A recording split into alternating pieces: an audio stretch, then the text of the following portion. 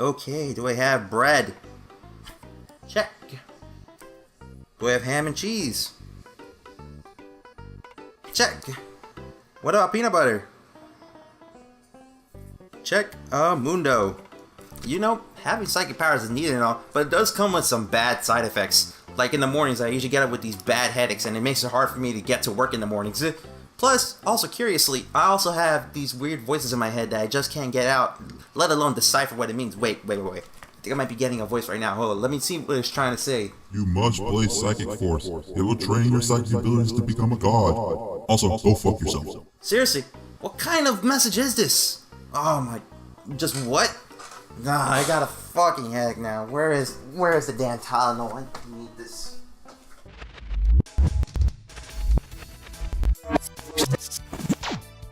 Hello everybody, this is Juggz, and my job is to put games on the hot seat to expose them to what they truly are.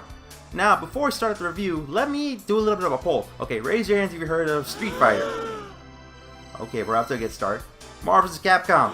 Okay, the hands are coming up now. Tekken. Guilty Gear. Psychic Force. And there we go, the hands just disappeared. And if you can't tell by the hands disappearing that people don't know diddly squat about this game. And that is what I'm here to do. Teach you about Psychic Force. Now let me just pop in my imaginary copy of Psychic Force onto the PS2 and let's get this review going. If you can't tell, I'm using an emulator. Whoa, damn.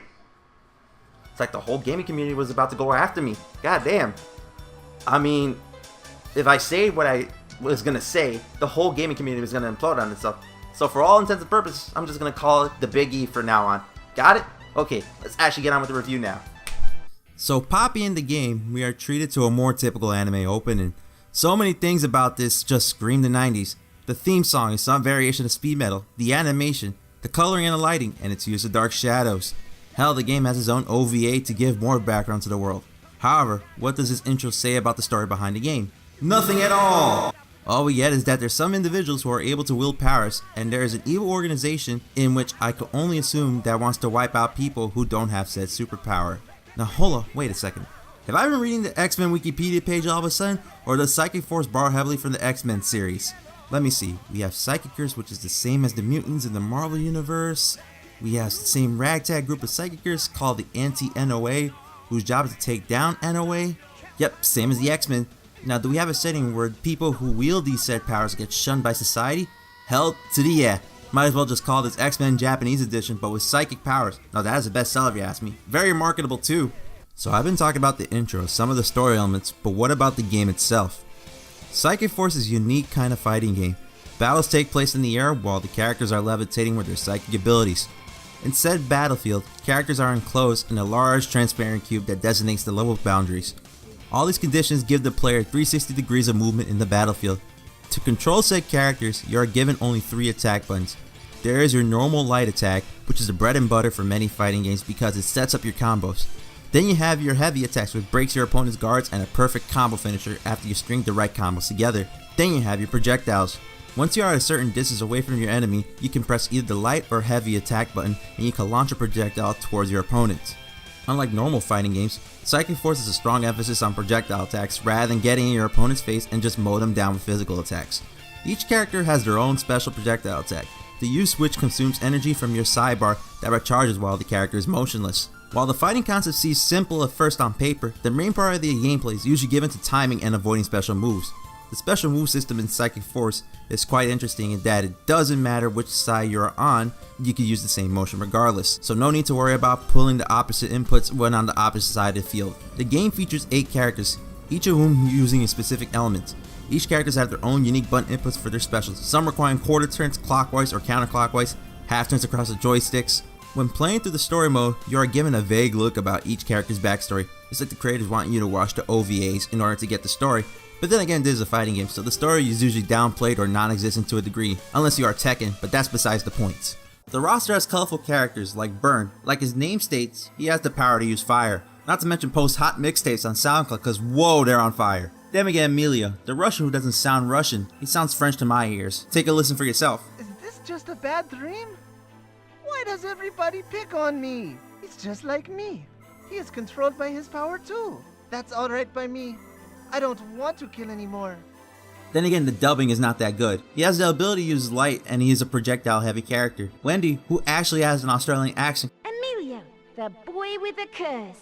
You cannot be allowed to live. controls Win and is searching for a long-lost sister and suspects NOA might have answers. Sonia, who has an undying loyalty for NOA, controls electricity, and she is Wendy's long-lost sister. Surprise! Brad, the German, literally has mental issues because of his split personality, which makes him unpredictable. He controls gravity. Richard, the NOA strategist, controls time, and he has a stereotypical Asian accent. Rokudo, a Yamabushi monk who sees psychickers as a threat and seeks to eliminate them. He literally uses magic. No, seriously, look this up. It literally says Shugendo magic, and I'm probably butchering that name. Gates, who is basically a ripoff of Jax from Mortal Kombat, seeks revenge on all psychickers for claiming the lives of his wife and daughter. He is a cybernetically advanced human that uses all the weapons in his disposal. Then finally you have Keith, leader of NOA, who wants to make a utopia for psychickers and eliminate any humans off the face of the earth. He uses the power of ice. For a normal fighting game, this is quite a limited roster. Hell, Marvel's Capcom 2 has 56 characters to use in order to mix and match. Along with the story is the arcade mode, where you battle through the characters until you reach the final fighter. Think the arcade mode for Mortal Kombat. Then there's the obligatory training mode, which you can get good at the game. Self-explanatory. Finally, there is the versus mode where you can duke it out with your friends. Howard says, I'm playing this game on a Whoa, sorry, meant the Big E. Let's start that over. However, since I am playing this on the Big E, let alone have no extra controller, there is no gameplay footage for this section. Almost avoided that headache, goddamn. The graphics of this game is very outdated, very polygonal when shows how early this game came out during the PlayStation era. It almost seems like something out of the Sega Saturn games, with character models so polygonal that they can cut yourself due to how square edged they look. Not to mention some of the animations for special moves are rendered out in 2D, which kind of defeats the purpose of putting it on the PS1 since it's a mostly 3D console. Plus, to add salt to the wound, the game does not run on 60 FPS, which is terrible for a fighting game where input frames could make or break a match. The only way I could tell it was 30 FPS is through my capture software, which stays on a cap 30 FPS even when I tick the checkbox to record it at 60 FPS. I mean really, Tekken 1 came out 2 years before Psychic Force, and the game at least had the decency to make it run at 60 FPS. I'm pretty sure it's the gold standard for fighting games back then too. Going along with the flawed graphics is the gameplay itself. While very innovative with its background graphics and projectile weapons, its gameplay is mediocre at best. A limited number of close range attacks makes head-on-head combat kinda pointless. Usually fights are dominated by cheap projectile attacks. One perfect example is the character Emilio, who has a special that shoots light arrows. They can be fired in rapid succession too, which can get opponents stuck in an infinite loop until they die. It's cheap and no one likes it when a player cheeses their way to a win. Also, once you get used to the controls, you've essentially mastered almost any character, which eliminates the learning curve behind the game, therefore making the game lose any form of replay value to begin with. Not to mention, any form of competition is eliminated because of that fact alone. There is an unlockable character in this game, Keith.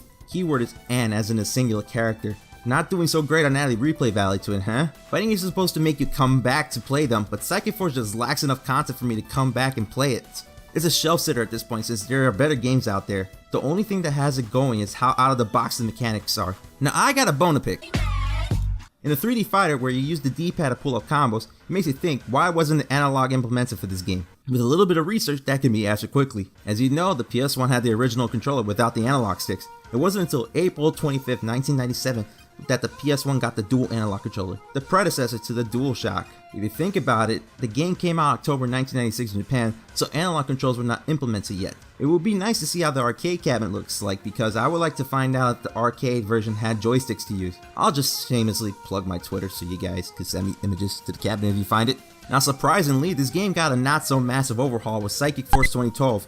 Only released in Europe and Japan on the Dreamcast, with the PS1 version released later down the line under the name Psychic Force 2. Then it was released in arcades in the Americas. Now what improvements did Taito put in this game compared to the original? Glad you asked. They added 7 new characters to the game while omitting some characters from the original to make it a 13 character roster. Taito also added some new moves that can be used in battle, like the retreat barrier, which interrupts an opponent's attacks. Acclaim, the publisher for this game in the West, also decided to sub the cutscenes because of how poor the dub was done in the previous game.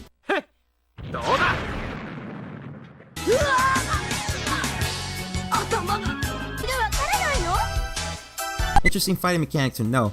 As your health decreases, the more psi energy you are able to fill up. They both share the same bard. This is basically your double-edged sword because it gives you more opportunities to do more specials, but because your HP is reduced, you are now more susceptible to KOs from your opponents. One funny thing I noticed when playing the game is that if you finish your opponent off with a special move, your opponent will be smashed out of the arena Smash Bros style.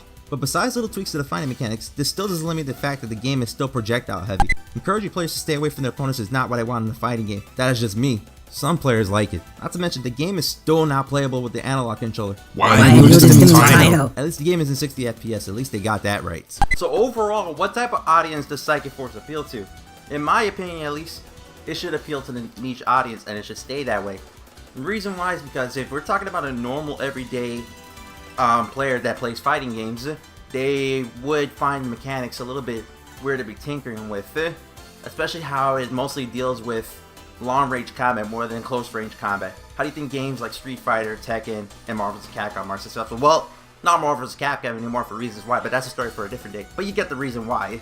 For the niche gamer side of things, it will take a couple of sit downs just to get used to the gameplay a bit. As a matter of fact, you might even blow it off at some point and might not pick it up again. But when you do pick it up, you'll start to, pick up on the game mechanics a bit afterwards and finally understand how to use every character in the game. It might take a couple of tries afterwards. It might take a second, a third of help. It might take even more than that in order to get used to the game. But overall, you'll find some depth within the game itself. Overall, final summation though, this game gets an androgynous Russian out of 10. Oh hey, my migraines are off now. Time to get on with life now, yeah! But my psychic powers are no more. What the fuck? This is a fucking ripoff. I thought I was supposed to become a god. Ah, fuck it. At least I don't have to be dealing with bullshit anymore, dealing with these voices in my head now. Time to get on with my life. I'm still in your head, you fool. Come back here, you fuckhead.